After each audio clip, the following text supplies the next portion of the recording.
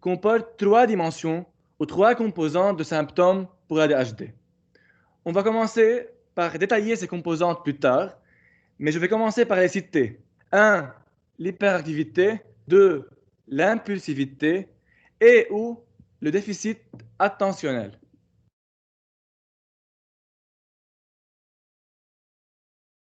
En effet, cette maladie touche 6 à 10% des enfants, surtout d'âge scolaire. Et elle concerne 20% des enfants vus en consulte de pédiatrie psychiatrique. Donc, ceci nous indique que c'est une maladie très, très fréquente chez les enfants. Ça touche 3 à 5 garçons pour une fille. Toutefois, nous verrons tout à l'heure certaines formes de prédominance féminine dans certaines formes de l'ADHD. En effet, le taux est différent et varie dépendamment de plusieurs facteurs. Un des facteurs est les pays. Le taux est différent en fonction de chaque pays et diffère d'un pays à un autre et en fonction des activités de chacun. Je m'explique. Si un enfant ADHD ne va jamais à l'école, il est toujours dans la nature ou dans la ferme, dans un pays très pauvre, on ne va jamais remarquer ce problème et par suite, quand il va grandir, personne ne va le savoir. Donc, dans d'autres pays plus développés, on exige des performances et des mesures particulières à l'école. Donc, tout va dépendre du pays, surtout au niveau de la capacité de diagnostiquer la DHD. Donc, il se peut que dans les pays pauvres, on a plus de cas, mais on est incapable de diagnostiquer ces cas. On note aussi que 2 à 6% des adolescents présentent la DHD et 2% des adultes le présentent de même. On passe aux facteurs de risque. En effet, la pathogenèse de la maladie demeure inconnue. Inconnue exactement. Toutefois, plusieurs études ont décrit divers facteurs responsables.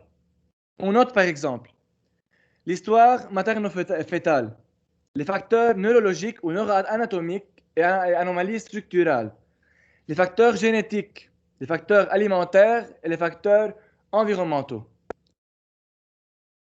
En fait, souvent, on retrouve des complications à la naissance, comme une souffrance fétale, que ce soit une toxémie par exemple, ou un travail laborieux. C'est possible que quelques années plus tard, on va retrouver la DHD chez ces enfants à risque. On note de même, par exemple, le tabagisme maternel et l'exposition à l'alcool durant la grossesse. Les enfants qui grandissent dans un environnement tabagique, que ce soit pendant la grossesse ou ailleurs, ont un plus grand risque de développer cette pathologie. De plus, on ne va pas rentrer dans les détails, les détails médicaux, mais aussi le déficit de dopamine peut causer ou peut donner un plus grand risque d'ADHD. On note que certaines anomalies structurales fonctionnelles sont identifiables sans lésions cérébrales identifiables sur l'IRM ou sur le scan, par exemple. Donc, de plus, certains facteurs alimentaires, comme les colorants ou les pesticides ou les métaux lourds, peuvent aussi donner un plus grand risque d'ADHD.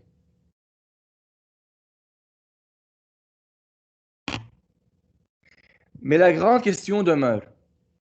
Est-ce que la composante familiale ou environnementale induit l'ADHD?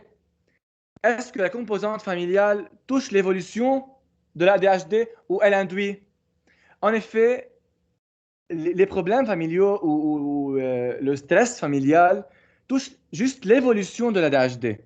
Mais comme maladie, cette maladie est une maladie constitutionnelle. Donc, les parents ne peuvent jamais créer l'ADHD chez l'enfant. Mais ces mêmes parents peuvent agir sur l'évolution de cette maladie. Donc, en arabe, pour être plus familier, ma'ela ala بالتربية. Donc, l'enfant est génétiquement prédisposé à l'ADHD, mais ses parents peuvent augmenter le risque de complications ou d'évolution.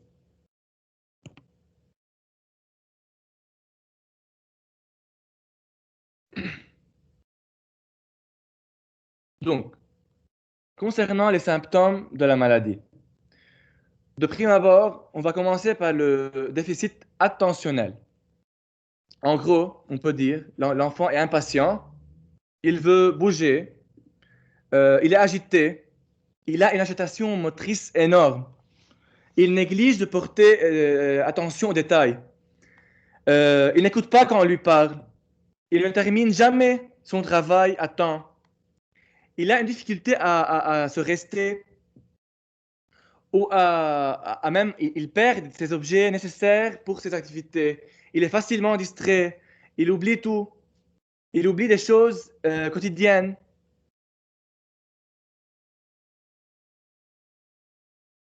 Mais, mais ici, on va s'attarder à deux notions très importantes. L'hyperactivité et l'impulsivité. En effet, quand on parle de l'impulsivité se distingue en deux. L'impulsivité verbale et l'impulsivité comportementale. L'impulsivité verbale, c'est quand l'enfant répond à ses parents, par exemple, ou à ses profs, avant qu'on termine même la question. Donc, son prof lui demande une question, il répond avant que même la question n'ait terminé. L'impulsivité comportementale, c'est agir sans réfléchir. On donne un exemple aussi familier. إذا ولد شاف رفيقه بتاني ميلة من الطريق يمكن يركض لعنده بلا ما يفكر إنه معقول هو وراكد لعنده يكون في سيارة عم تقطع. Donc, ça, c'est l'impulsivité comportementale. Nous passons à la deuxième notion très importante. En fait, l'ADHD n'est pas lié à la violence. Un patient atteint d'ADHD, non, il n'est pas violent. Non, il n'est pas agressif. Mais les bagarres ne sont pas causées de l'ADHD. Mais toute bagarre peut être une complication de l'ADHD si cette ADHD n'est pas traitée. Donc, un ADHD pas traité peut induire l'apparition d'un comportement agressif. Mais c'est une bagarre indirecte. Ce n'est pas une bagarre directement liée à l'ADHD.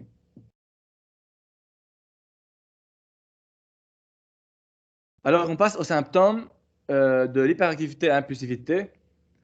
On note que l'élève se lève toujours en classe, mais il est supposé à rester assis. Il court, il grimpe, il a du mal à se tenir tranquille durant même les jeux et les loisirs. Il parle trop, il a du mal à attendre son tour. Il ne peut jamais attendre son rôle ou son tour. Et ceci peut gêner ses camarades. Il interrompt toujours les autres, ses profs, ses parents, ses frères, ses amis. Donc voici les symptômes d'hyperactivité et d'impulsivité. Passons aux critères diagnostiques. En effet, pas toute hyperactivité veut dire ADHD. Aujourd'hui, on peut être hyperactif à cause d'une anxiété. Si on est anxieux, si on a un test le lendemain, on peut être hyperactif. Si on est dépressif, de même. Donc, pas toute hyperactivité désigne ADHD. Il y a 6 critères bien précis pour définir l'ADHD. 1. L'ADHD, dans l'ADHD, on a besoin de voir au moins 6 des 9 symptômes que j'ai déjà cités dans les diapos précédentes. Donc, on doit avoir 6 de 9 symptômes qui persistent pour au moins 6 mois. On dit 6 mois pour que ces symptômes ne soient pas des symptômes transitoires. Donc, 3, le début des troubles peut commencer avant l'âge de 5 ans. Donc, si ces critères sont présents, on peut s'orienter vers l'ADHD. Mais le critère le plus important demeure que la gêne fonctionnelle dans au moins 2 environnements différents. Un environnement n'est jamais suffisant. Par exemple, Si l'enfant est agité à cause d'un problème familial à la maison, et s'il est calme à l'école, non, ce n'est pas un ADHD. Ce sont juste des symptômes psychologiques liés à l'environnement. Donc, toujours, on doit chercher deux environnements où on peut trouver ces symptômes. De plus, bien sûr, on va voir beaucoup de difficultés scolaires et des troubles scolaires, une baisse des notes à l'école, etc. Donc, on passe au type d'ADHD. L'ADHD comporte trois formes. Un, la prédominance d'hyperactivité, qui représente 25% des formes d'ADHD. Deux, le déficit attentionnel qui est prédominant, qui représente aussi 25%, mais qui touche les filles plus. C'est la forme dont on a parlé dans les diapos précédentes. La forme d'attention, c'est la forme qui touche les filles, puisque il y a des filles qui sont hyperactives, mais c'est très rare. Donc, cette forme est nommée ADD, Attention Deficit Disorder. Donc, elle est plus dominante chez les filles, et ceci, on ouvre une petite parenthèse, ceci rend les choses plus difficiles cliniquement chez les filles, car on peut croire que c'est un simple retard académique scolaire. On attend parfois 5 ans, on attend parfois 10 ans pour consulter, parce que la fille n'est pas hyperactive. Elle est juste inattentive. Elle est juste... elle a un problème scolaire, un problème de notes. Mais on ne sait pas si c'est ADHD ou s'il y a un problème psychologique ou c'est juste un problème de QI. Donc, quand on a dit chez les filles, ces problèmes sont sous-estimés et ceci peut guider à des comorbidités anxio-dépressives.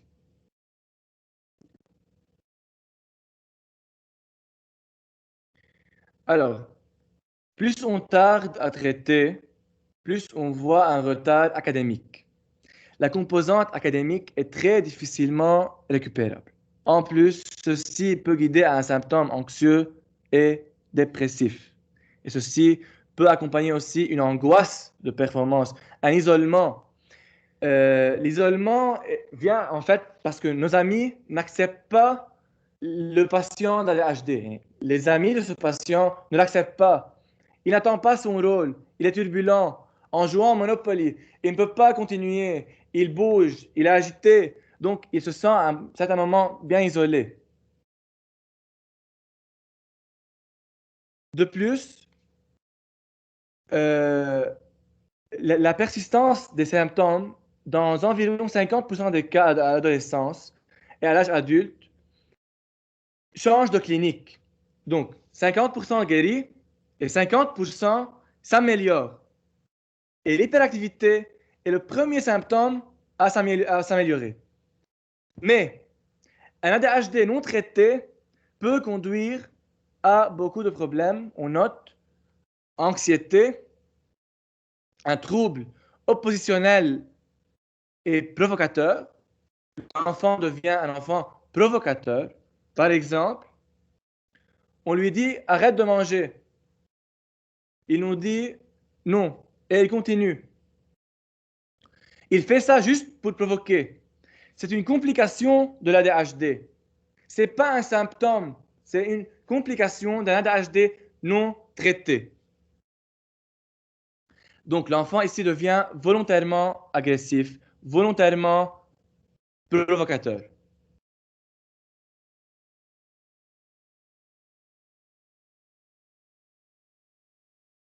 Alors, les complications de l'ADHD ont aussi un retentissement sur les parents et sur la famille, et non pas seulement sur l'enfant. Comment?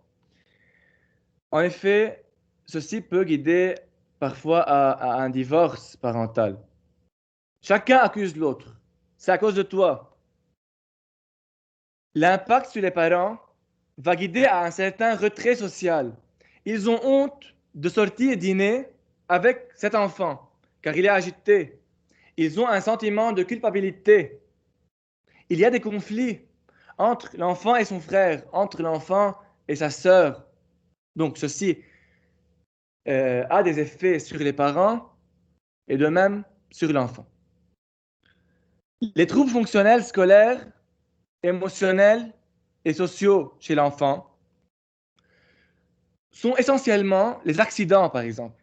Un adolescent qui commence à conduire, un ADHD, est à risque de faire des accidents, et à risque d'un échec scolaire, et à risque d'abus de substances. Un adolescent ou un adulte peut s'orienter vers des addictions ou des abus de substances. Et c'est le problème du traitement tardif d'ADHD. On continue. La prise en charge de l'ADHD. En fait, la prise en charge commence par une bonne évaluation. On met en évidence le problème au début pour savoir traiter. On commence par une psychothérapie au besoin, une prise en charge familiale, avec une guidance parentale qui est vraiment essentielle. Euh, une guidance orthophonique, psychomotricité. Et en effet, les petits détails peuvent jouer un rôle. Par exemple, si on donne un exemple familier, اليوم ولد قاعد بالصف البروف تبعه بيقول له روح جيب كري من ريسبونسابل بيخليه يطلع من الصف بيغير انفيرونمون بيروح بيطلع لبرا بيرجع على الصف اروق il n'est plus agité مثل ما كان. Donc c'est une méthode. Deux, on a une certaine éducation spécifique, comme les orthophonistes, comme des psychomotricités, des éducatrices spécialisées, la psychologue de l'école. En fait, la psychologue n'a pas juste un rôle de donner des sucres à l'école. Elle a vraiment un rôle essentiel, surtout dans le screening de l'ADHD.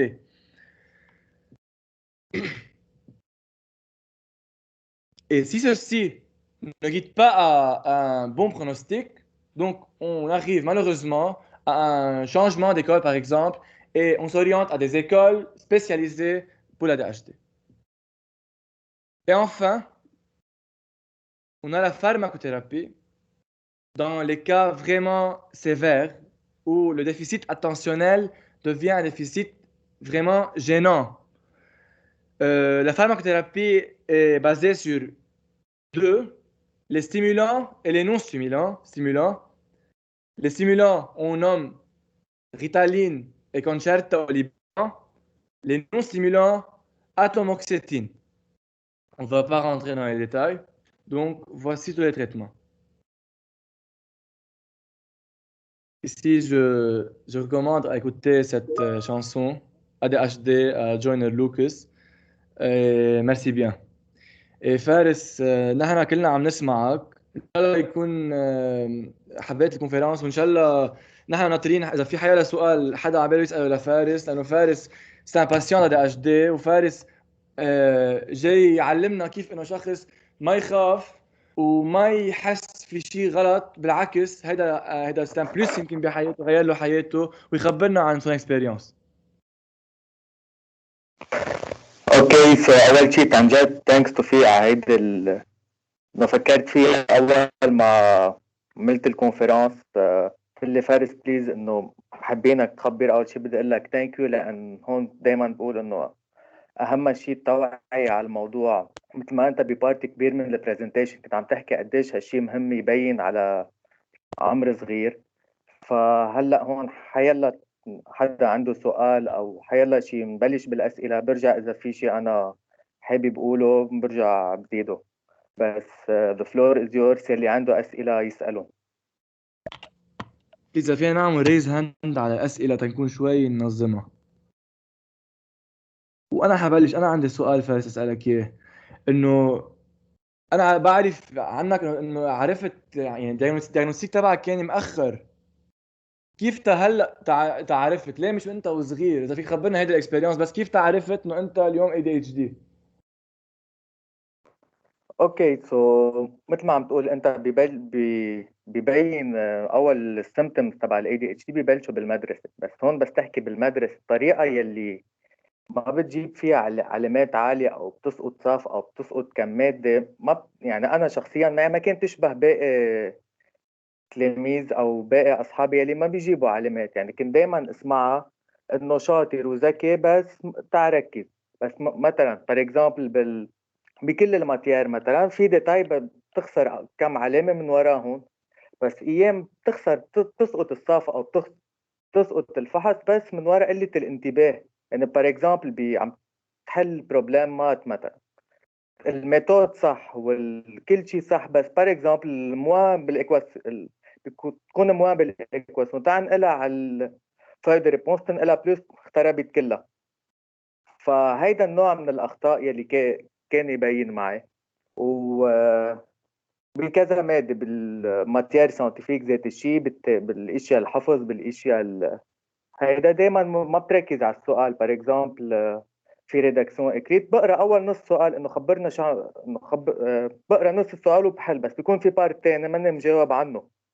فانت هون اوتوماتيكلي عم تكون عم تخسر نص العلامه. فهيك هول السيمبتومز يلي اكثر شيء بينوا علي. بس بوقتها انا لما تخرجت ان 2015 2015 ما كان في هالقد توعيه.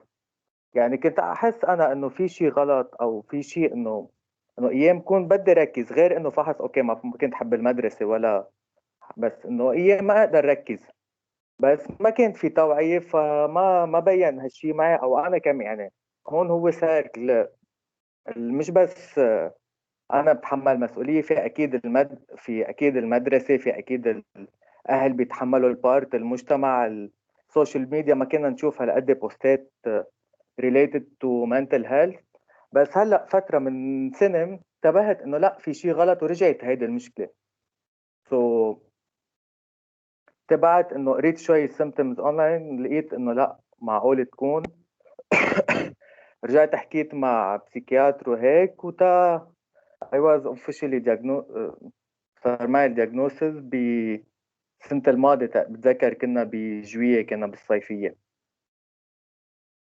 فارس، في جاد أشقر عنده سؤال كمان حيسألك. يلا.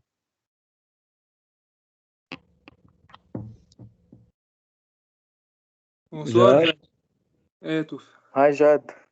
يعطيك العافية أول شيء. الله يعافيك.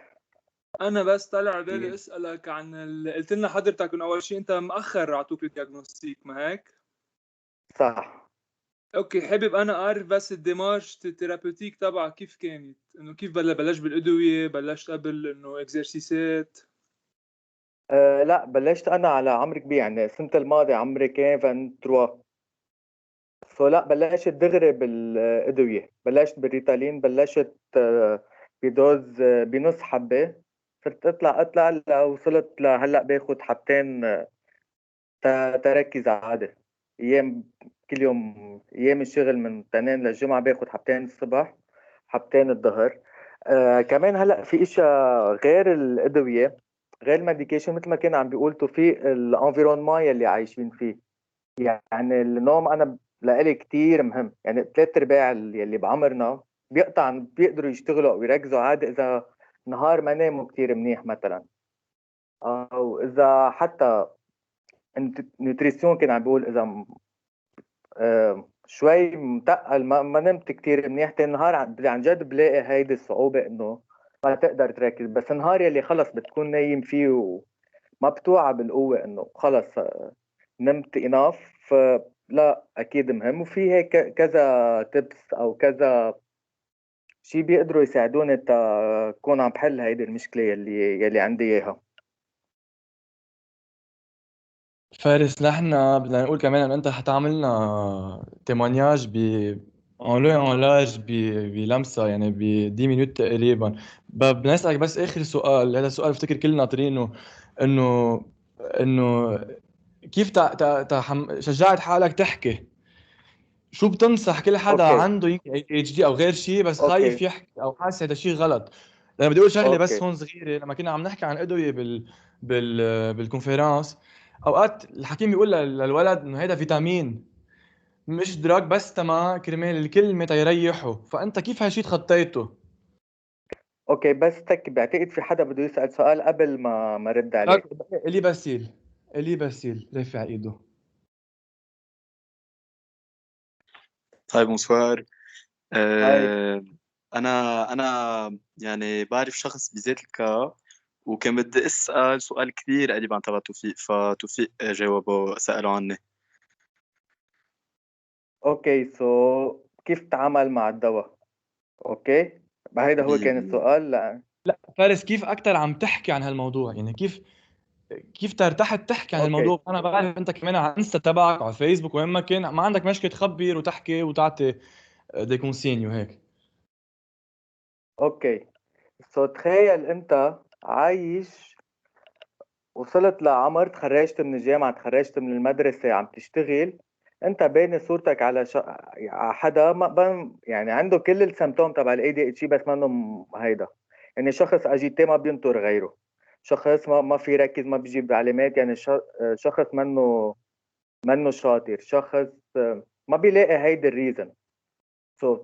تخيل انا، يعني انت بين طفولتك يعني ريليشن شيب مع اصحابك، مع اهلك، انه بنيه على شيء منه فاك. يعني كيف بين شتو دو السابل ببني على شتو دو السابل. يعني بالمدرسه يعني تخيل انا مثلا كنت عارف انه عندي ADHD من المدرسه، انه اخر بالصفوف الترمينال انا كنت فاتح مدرسه تانية بالبيت. غير انه هيدا الشيء ستريس ايموشنلي ومنتلي، انه استاذ، انه 500 استاذ فوق راسها، كمان هالشيء بيرجع بكلف. يعني تصرف كتير انرجي، مش بس منتلي انه بتشتغل كتير، بعدين عم تصرف مصاري، انه تصرف مصاري على 3-4 اساتذه بعد الظهر، منا مسحه. وكمان انه انت باني شخصيتك على شيء منه حقيقي. اكيد كانت تغيرت هيدي الصوره على عمر اصغر بكتير، مش على ال 23 وال 24. اكيد كان، فمشان هيك هيدا الشيء اكيد، مشان هيك بحب احكي بالموضوع، لان اذا في شخص واحد شاكك بهيدا الموضوع واستفاد، او بيعرف حدا او ساعد حدا، خلص تكون انا عملت الرول تبعي.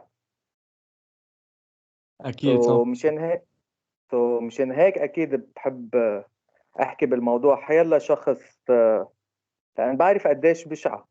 لان هون كمان بدي ارجع بس اقول شغله كتير صغيره، هول السيمتوم اللي عم بيحكي عنهم توفيق، كلنا ايام الاشخاص العاده انه ما عندهم ADHD، كلهم ايام ما بيركزوا، كلهم ايام بيقطشوا اصحابهم، بس الحديه تبع هيدي السيمتوم ما بتشبه ابدا الاشخاص اللي ما عندهم ADHD. انا باكم ما فيك تقارنهم، انا باكم باريه. يعني انا بس اشرد او نهار ما بكون عن جد بكون ماني مركز بالمره. سو هيك ما فينا نقارن ابدا هول السيمتوم بسيمتوم الناس العاديه. 100% نحن ناطرين فارس التموينات تبعك، واحلى شغله يمكن انه كفيت معي لاخر كونفرنس، يعني ما زهقتك.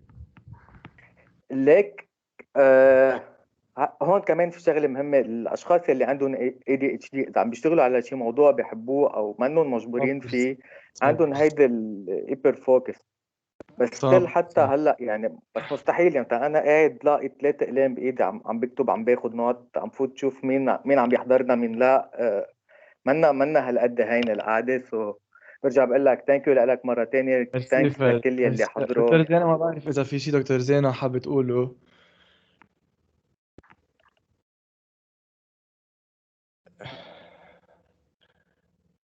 زوكي. يس شات اون ميوت هلا اذا بدك. ايه هاي، ميرسي توفيق، ميرسي فارس، ميرسي كل اللي عم بيحضروا. أنا عندي سؤال، كفيت المدرسة وكفيت الجامعة ومقتنع إنه بدك تاخد الدواء يمكن كل حياتك، ولا في محل عم بتقول بدي وقفه؟ اوكي لا بلا، اخيرا رجعت مدرسه نجاح، يعني ترمينال نجحت، خرجت معين مقبوله دوز تقريبا. بس بالافار يلي انحط، يعني اذا حدا تاني درس قعد هيدا الوقت وعمل الافار تيركز وهيدا اكيد، وفاتح مدرسه ان باراليل بالبيت، اكيد بجيب فاز وطلوع. هيدي بضمنها. اوكي رجعت بالجامعه هون، انا رجعت نقيت، عملت جورناليزم، هيدا الاختصاص فيه كتير انتراكشن، منه مش مثل المدرسة بتاخدي نوت وكتير باسيف.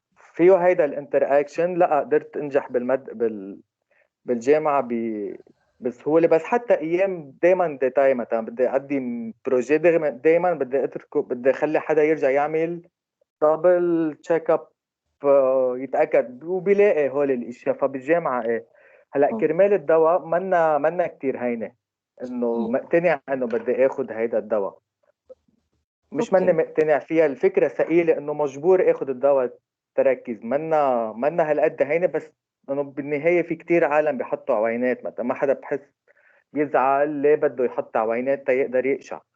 فلا ليه انا بدي اتضايق اذا بدي اخذ هيدا الدواء تقدر ركز، مع انه بضل في هيدا الشك انه جرب اليوم ما تاخده لدواء. اليوم ما عندي كتير شغل بجرب ما اخده، ما عندي اشياء مهمه بجرب ما اخده. بس وانس بحس حالي انه لا ضايع بدي هيدا السبورت، لا باخده.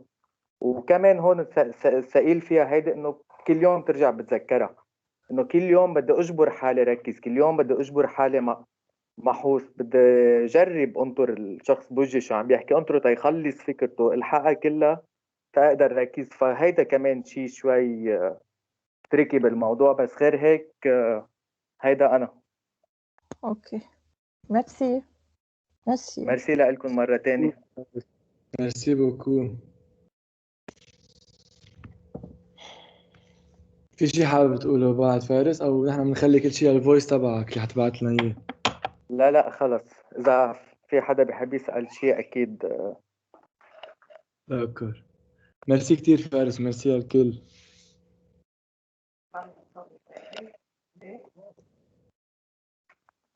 ميرسي بوكو. بون سوري. ميرسي.